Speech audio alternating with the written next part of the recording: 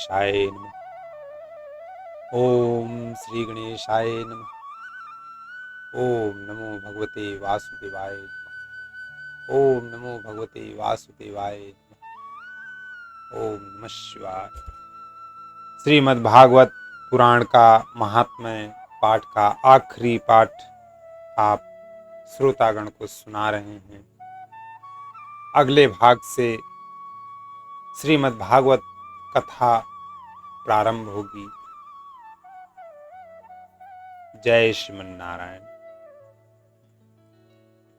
एवं ब्रुवाणे सती बादरायणो मध्ये सभायां हरिराविरासित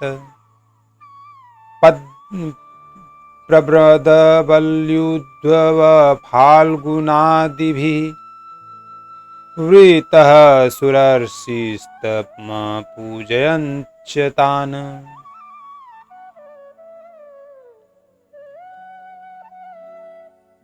सूत जी कहते हैं, श्री सुखदेव जी इस प्रकार कह ही रहे थे कि उस सभा के बीचों बीच प्रहलाद, बलि, उद्धव और अर्जुन आदि पार्षदों के सहित साक्षात श्रीहरि प्रकट हो गए।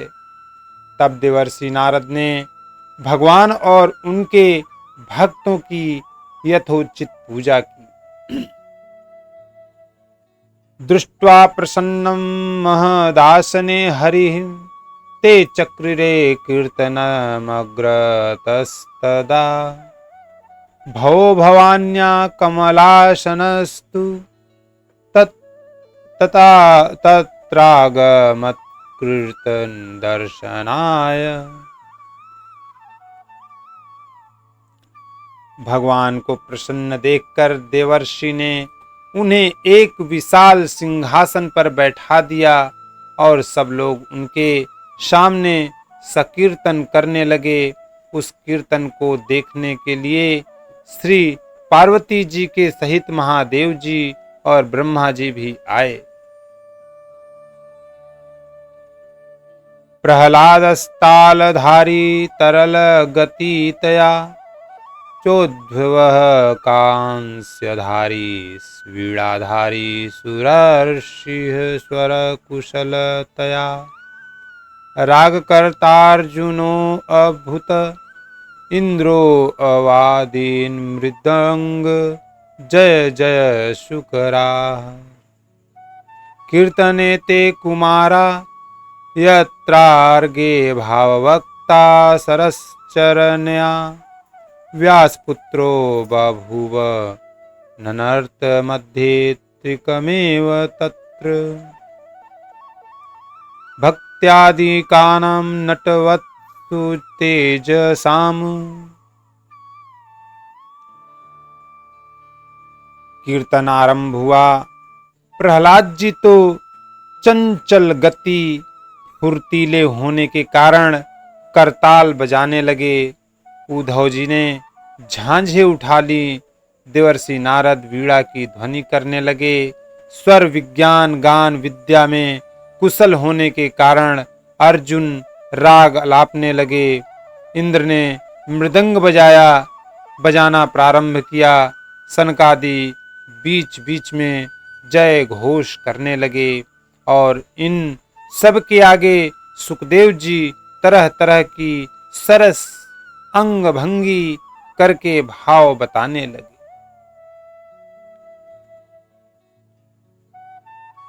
ननर्त मध्ये त्रिकमेव तत्र भक्त्यादिकानां नटवत्सु तेजसाम्। अलौकिकं कीर्तनमेतद्वीक्ष्य हरिः प्रसन्नोऽपि वचो अब्रवीतम्। मक्तो वरं भाववृत्ताद् वृणुध्वं पृतः कथा कीर्तनो तो अस्मि साम्प्रतम्। श्रुत्वेति तद्वाक्यमति प्रसन्नाः प्रेमार्धचित्ता हरिमुचिरे ते नगाः गाथासु च सर्वभक्ते। रेभि सत्वया भाव्यमिति प्रयत्नात् मनोरथो अयं परिपूर्णैः स्तत्थेति चोक्त्वान्तरधीयताञ्च्युतः।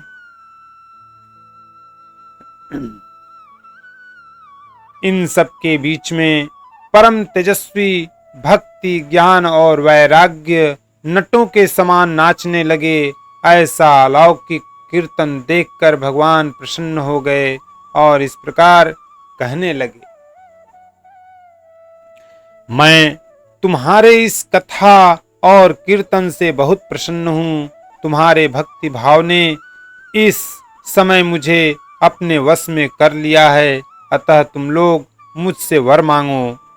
भगवान के ये वचन सुनकर सब लोग बड़े प्रसन्न हुए और प्रेमार्द चित्त से भगवान से कहने लगे, भगवान, हमारी यह अभिलाषा है कि भविष्य में भी जहाँ कहीं सप्ताह कथा हो वहाँ आप इन पार्षदों के सहित अवश्य पधारें।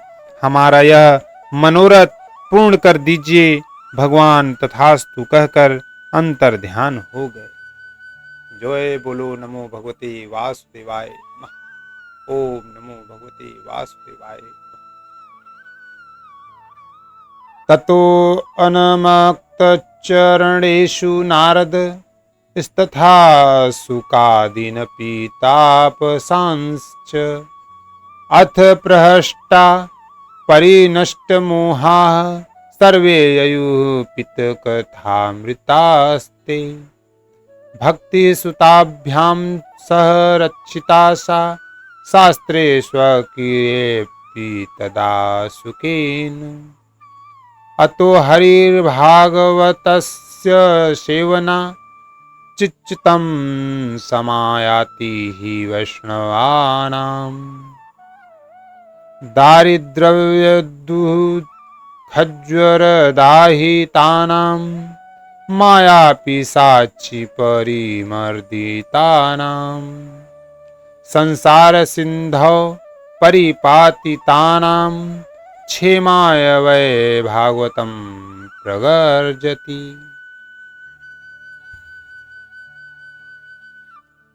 इसके पश्चात नारद जी ने भगवान तथा उनके पार्षदों के चरणों को लक्ष्य करके प्रणाम किया और फिर सुखदेव जी आदि तपस्वियों के भी नमस्कार किया। कथामृत का पान करने से सब लोगों को बड़ा ही आनंद हुआ, उनका सारा मोह नष्ट हो गया। फिर वे सब लोग अपने अपने स्थानों को चले गए। उस समय सुखदेव जी ने भक्ति को उसके पुत्रों सहित अपने शास्त्र में स्थापित कर दिया। इसी से भागवत का सेवन करने से श्रीहरि वैष्णवों के हृदय में आ विराजते हैं। जो लोग हरि दरिद्रता के दुख ज्वर की ज्वाला से दग्ध हो रहे हैं, जिन्हें माया पिशाची ने रौद्र डाला है, तथा जो संसार समुद्र में डूब रहे हैं, उनका कल्याण करने के लिए श्रीमद् भागवत सिंहनाद कर रहा है। क्षेमाय वै भागवतं प्रगर्जति। शुकेनोक्तं कदा राज्ञे गोकर्णेन कदा पुनः सुरार्षये कदा ब्राहौश्छिन्धि संशयं वित्विमम्। सौनक जी ने पूछा, सूत जी, सुखदेव जी ने राजा परीक्षित को, गोकर्ण ने धंधुकारी को और सनकादि ने नारद जी को किस किस समय यह ग्रंथ सुनाया था, मेरा यह संशय दूर कीजिए। आकृष्ण निर्गमान्त्रिशब्दवर्षाधिक गते कलौ नवमितो नभस्ते च कथारंभं सुको अकरोत्। परीक्षित, श्रवणान्ते च कलौ वर्षसप्तद्ये शुद्धे शुचौ नवम्यां च धेनुजो अकथयत् कथाम् तस्मादपि कलौ प्राप्ते त्रिशन्द्वर्षगते सति उच्चुरूर्जे शीते पक्षे नवम्यां ब्राह्मणसुता इत्येतत् समाख्यान्तं यत् पृष्टो अहं त्वया नघ। सूत जी ने कहा, भगवान श्री कृष्ण के स्वधाम गमन के बाद कलयुग के 30 वर्ष से कुछ अधिक बीत जाने पर भाद्रपद मास की शुक्ला नवमी को सुखदेव जी ने कथा प्रारंभ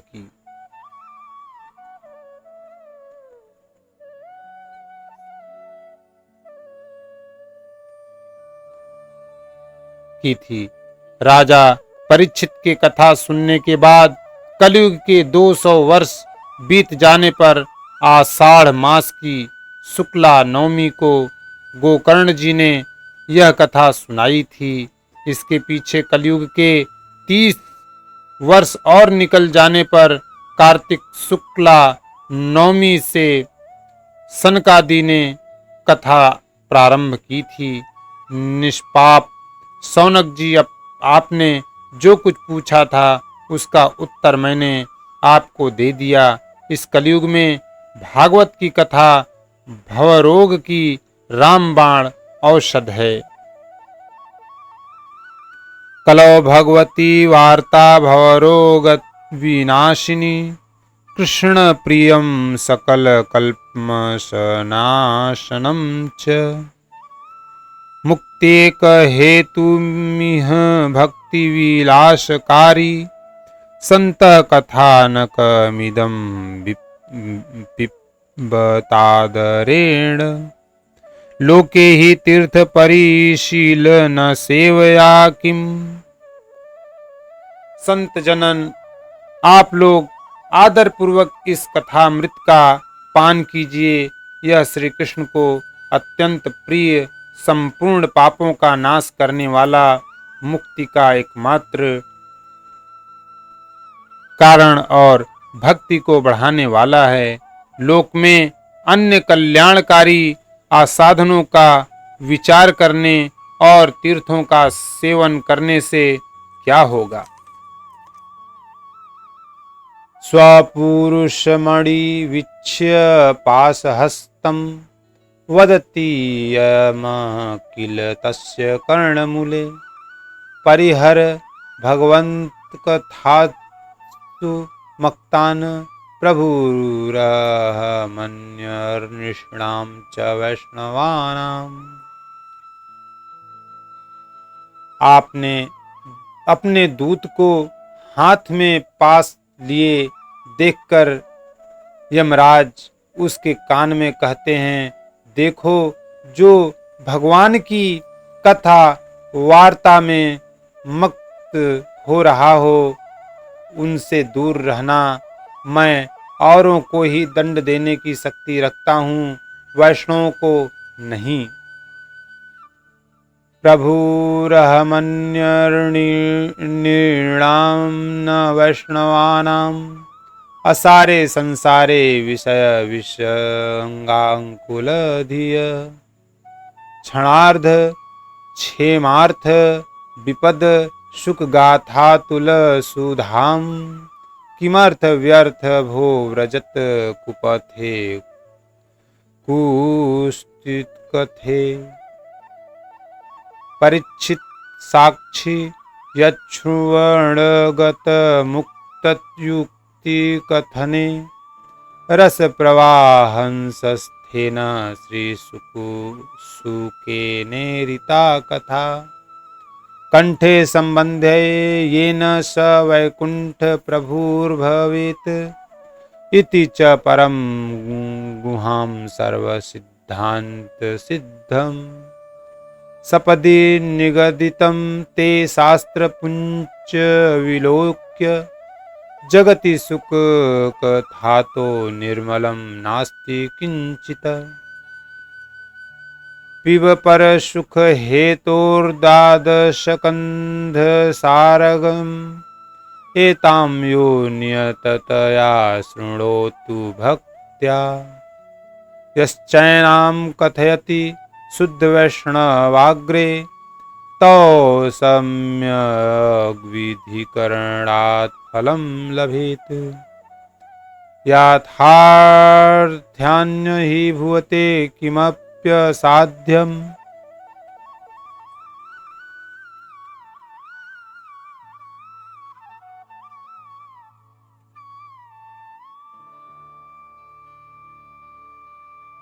इस संसार आसार संसार में विषय रूप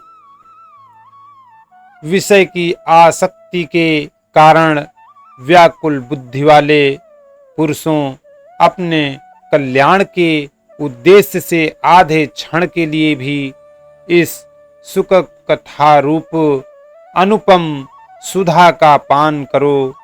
प्यारे भाइयों, निंदित कथाओं से युक्त कुपथ में व्यर्थ ही क्यों भटक रहे हो। इस कथा के कान में प्रवेश करते ही मुक्ति हो जाती है। इस बात के साक्षी राजा परीक्षित हैं।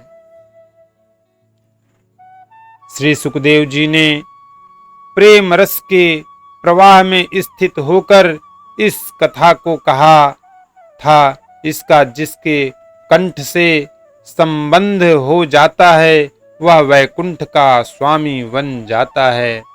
सौनक जी का मैंने अनेक शास्त्रों को देखकर आपको यह परम गोप्य रहस्य अभी अभी सुनाया है। सब शास्त्रों के सिद्धांतों का यही निचोड़ है।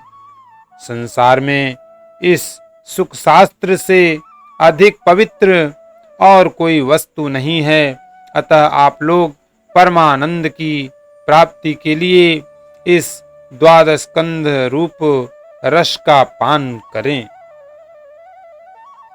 जो पुरुष नियम पूर्वक इस कथा का भक्ति भाव से श्रवण करता है और जो शुद्धांतकरण भगवत भक्तों के सामने इसे सुनाता है, वे दोनों ही विधि का पूरा पूरा पालन करने के कारण इसका यथार्थ फल पाते हैं। उनके लिए त्रिलोकी में कुछ भी असाध्य नहीं रह जाता है। ओम नमो भगवते वासुदेवाय नमः।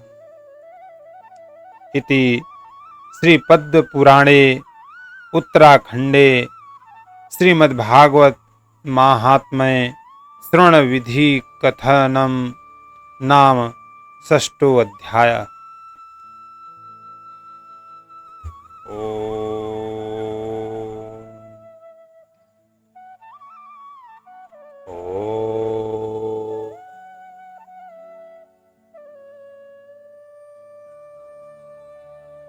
ओ